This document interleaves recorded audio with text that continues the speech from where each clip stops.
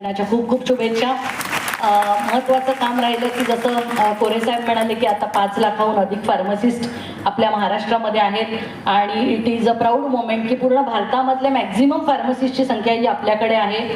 त्याचप्रमाणे 5,500 square फीटचं office आपलं मुलुंडमध्ये जे आहे ते पूर्ण सुखसुविधांनी सज्ज असं ऑफिस आहे. एवढ्या मोठ्या भारतातल्या मोठ्या फार्मसिस्टची रजिस्ट्रार म्हणून माझं सगळ्या ठिकाणी कौतुक होतं. कौतुक सगळ्यांना आवडतं, त्याप्रमाणे मलाही आवडतं. पण ह्या सगळ्या कौतुकामागे किंवा ह्या सगळ्या कामामागे ज्यांचा सिंहाचा वाटा आहे ते म्हणजे ज्यांचं नाव वारंवार घेतलं गेलं की जगन्नाथजी अप्पासाहेब शिंदे, ज्यांना मी गेले जवळजवळ काउन्सिलमधली माझी जी असोसिएशन 26 वर्षाची आहे, सतत आमचे मार्गदर्शक म्हणून किंवा एक म्हणजे ज्याला म्हणतो की फ्रेंड अँड फिलॉसॉफर त्यासारखं तो जो त्यांची भूमिका नेहमी असते, सो त्यांना ह्या मंचावरनं माझ्या वतीने काउन्सिलच्या वतीने खूप खूप धन्यवाद. तसंच आमचे अध्यक्ष आहेत अतुल जैने, उपाध्यक्ष. मागील 3 वर्षांपासून महिला दिन असो किंवा काय, तर महिलांच्या ऍक्टिव्ह इन्व्हॉल्वमेंटसाठी जे काही कार्यक्रम घेतले जातात त्याच्यामध्ये जो आपण सर्वात पहिले म्हणजे आपल्या प्लॅनिंगने किंवा आपल्या विचारांनी उंच माझी भरारी नावाचा महिलांचा पहिला प्रोग्राम आम्ही महाराष्ट्रभर घेतला, ज्यामध्ये आम्ही एक कन्सेप्ट घेऊन आलो की पूर्ण कार्यक्रम हा महिलांचा असला पाहिजे, स्पीकर सुद्धा महिला असतील, अशा प्रकारे पहिला प्रोग्राम घेतला. दुसरा तेजस्विनी, चौथा, तिसरा सायबर सखी जो या महिला दिनानिमित्त आम्ही महाराष्ट्रभर घेतला आणि आजचा फार्मा संजीवनी. या सर्व करताना हा सगळे प्रोग्राम घेताना आमचा जो प्रमुख उद्देश आहे की मॅक्सिमम महिला फार्मासिस्ट ज्या आहेत ज्या महाराष्ट्रातल्या, त्या फार्मासिस्टने ॲक्टिव्हली इन्व्हॉल्व व्हावं, कुठेतरी काउन्सिल आणि काउन्सिलच्या ज्या काही ॲक्टिव्हिटीज आहेत त्यामध्ये जुळावं आणि तुमचं जे रिप्रेझेंटेशन आहे हे पुढे कॅरी व्हावं, ह्या उद्देशाने आज या फार्मा संजीवनी प्रोग्रामसाठी मंचावर उपस्थित असले. आंतरराष्ट्रीय महिला दिनाची थीम आहे गिव्ह अँड गेन, म्हणजेच देण्यातून खरे मिळते.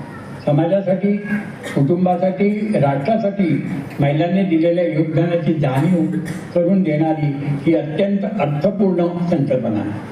यावर्षी आपण आंतरराष्ट्रीय महिला दिनाची 115 वर्षाची परंपरा साजरी करीत आहोत. या निमित्ताने जगातील सर्व महिला मुलींच्या प्रगतीसाठी सकारात्मक बदल करण्याचा आपण सर्व संकल्प करूया.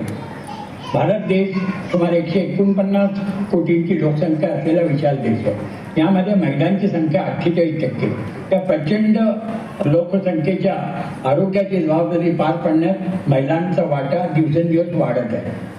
घर सांभाळताना, कुटुंब सांभाळताना किंवा त्याचप्रमाणे व्यावसायिक क्षेत्रात यश संपादन करत असताना भारतीय महिला खऱ्या अर्थाने बहुआयामी भूमिका पार पाडत आहे. आरोग्य सेवा आणि फार्मसी क्षेत्रात महिलांचे विशेष योगदान आहे.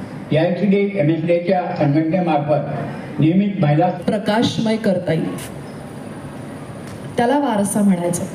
जसं कवितेची ओढ किंवा कवितेचं प्रेम मला माझ्या आईमुळे लागलं. माझी आई शास्त्रीय संगीत गायिका आहे आणि वयाच्या 65व्या वर्षी तिने संगीतात PhD केलं.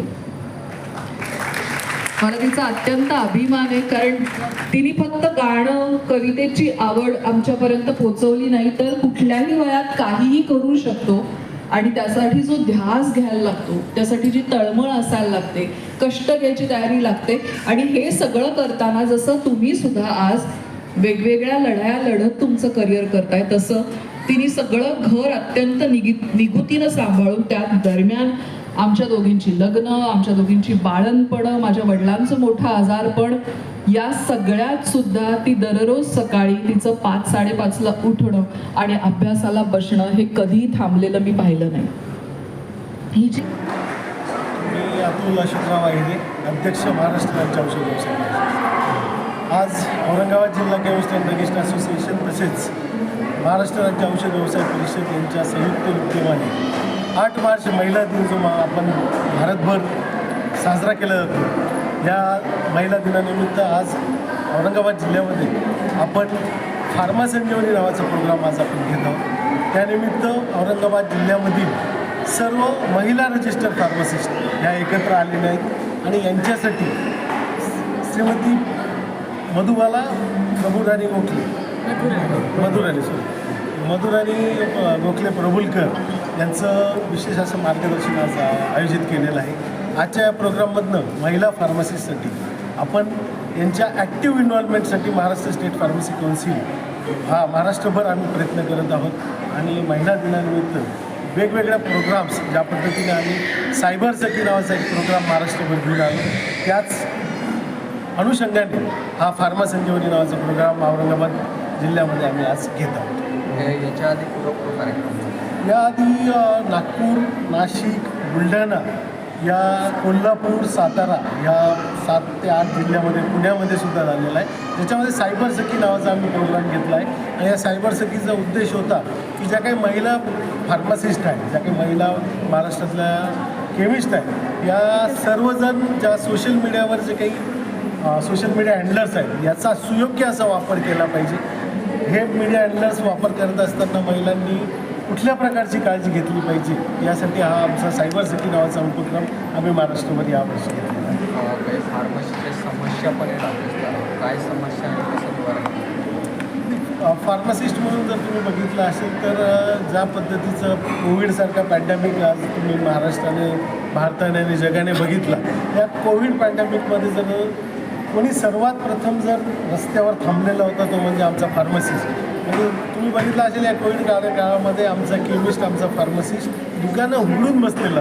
एक वेळ होती की डॉक्टरसुद्धा त्यांच्या OPD या लेट सुरू झाल्या, पण केमिस्टचं दुकान बंद असं कुठेही महाराष्ट्र किंवा भारतामध्ये घडलं नाही. आणि हे सगळं करत असताना सुद्धा या स्टेट गव्हर्नमेंटने किंवा भारतातल्या आमच्या केंद्रीय संस्थांनी आमच्या फार्मसिस्टला किंवा केमिस्टला ज्या पद्धतीने कोरोना वॉरियर्स यामध्ये तुम्ही बघितलं असेल डॉक्टर्स, नर्सेस या सगळ्या पॅरामेडिकल्स लोकांना सुद्धा ॲक्टिव्हली कोरोना वॉरियर्स म्हणून संबोधलं गेलं, परंतु फार्मासिस्ट आणि केमिस्ट म्हणून आमच्या फार्मासिस्टला संबोधलं गेलं नाही. ही खंत आम्हाला केमिस्ट आणि फार्मासिस्ट म्हणून सतत आहे. काय आव्हान मी मला परत एकदा आमच्या सर्व महाराष्ट्रातील तमाम फार्मासिस्टला एक आव्हान करायचं आहे की महाराष्ट्र राज्य औषध व्यवसाय परिषद म्हणून जे काही फार्मसीच्या अपग्रेडेशनसाठी आम्ही विविध प्रोग्राम्स, काही मॉड्यूल्स निरंतरपणे आम्ही महाराष्ट्रामध्ये घेत आहोत. याच्यामध्ये ॲक्टिव्ह इन्व्हॉल्वमेंट महाराष्ट्रातल्या फार्मसिस्टने करावी आणि त्यामध्ये विशेष करून मी सांगितलं की आमच्या महाराष्ट्र फार्मसी काउन्सिलमध्ये महिलांची संख्या ही निम्म्याहून अधिक आहे, म्हणून महिलांचा सहभाग जास्तीत जास्त वाढावा असा या महिला दिनानिमित्त मी एक अपेक्षा व्यक्त करतो. नमस्कार, मी फार्मासिस्ट सोनाली पडवळे. आमच्या काउन्सिलला जी संख्या वाढत चाललेली आहे महिलांची, तर त्याच अनुषंगाने महिला दिनासाठी आम्ही प्रयत्न करत असतो की त्या निमित्ताने महिलांचं अपग्रेडेशन आणि बऱ्याच गोष्टींमध्ये त्यांचं पार्टिसिपेशन वाढावं याकरता सातत्याने आम्ही पाठपुरावा करत आहोत गेल्या 3 वर्षापासून. त्याच उपक्रमाच्या शृंखलेमध्ये फार्मा संजीवनी हा एक उपक्रम आहे आणि या उपक्रमाच्या माध्यमातून संपूर्ण संभाजीनगरच्या महिला फार्मासिस्ट यांचं अपग्रेडेशन व्हावं हा त्याच्यामागचा उद्दिष्ट आहे. आणि जितकं प्रयत्न करू तितकं आपल्याला चांगला एक रिझल्ट मिळावा ही आमची अपेक्षा आहे. त्याकरता सर्व महिला फार्मासिस्टनी या दिलेल्या प्रतिसाद जो देतात त्यावरच या सर्व गोष्टी अवलंबून आहेत. तर माझी विनंती आहे सर्व महिला फार्मासिस्ट सर्व प्रोग्राममध्ये उपस्थित राहावं आणि त्याचा उपभोग स्वतःसाठी करून घ्यावा. पार्टिसिपेशन हे जास्तीत जास्त ठेवावं. केवळ रजिस्ट्रेशनच्या चौकटीमध्ये न अडकता जर ॲक्टिव्हली स्वतः काही करत राहिलं तर नक्कीच सक्षम असा समाज उभा राहील. कारण एक सक्षम महिला असली तरच एक सक्षम समाज आणि अनुषंगाने तो देश असा घडू शकतो.